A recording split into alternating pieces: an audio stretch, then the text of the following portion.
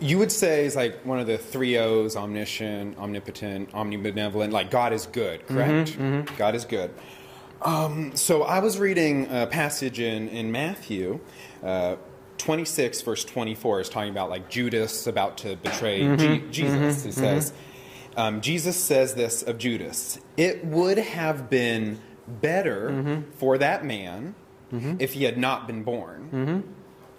So God, before he created the universe, he saw how everything was going to unfold, all of our actions. And he chose to create this particular universe. That's right, yeah.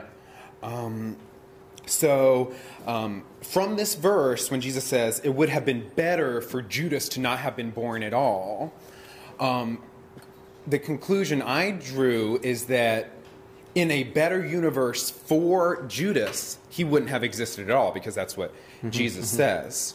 So would it be from there that one could reasonably conclude that God is good, however, he does not always have the best interests of individuals, let's say as of Judas, of maybe people going to hell, that while he's good and ultimately he will do what's good for himself, and he will do justice and all those things, for certain individuals like Judas, he could have created a better world where they wouldn't have existed, but he chose to create this world anyway. So would it be accurate to say God is good, but might not be good for certain humans, or might not have humanity's best interests at heart? No, I don't think so, because when Jesus is using that it would be better for him to have never been born, he's using what in that culture would be called hyperbole. He's just saying how strong Judas's sin was. He wasn't making a philosophical point like, let me back up the universe and go create a universe where Judas didn't exist. That's not what he was talking about.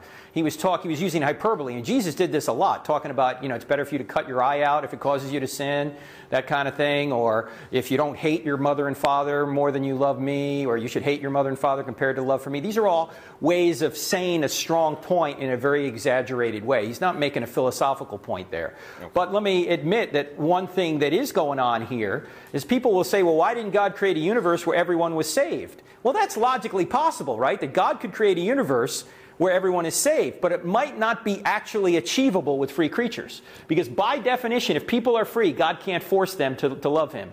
So any universe he creates is probably going to have people that reject him. If that's the case, this might be the universe where he has the minimal number of people lost and the maximum number of people saved. So is that like some form of Molinism, like this was the best possible... Best possible world that you seem to be read on this kind of thing. Yeah, it's the best possible world that God could create given free creatures, or the best possible way to get to the best possible world. All right, thank you. All right, thanks, Nathan. Good question.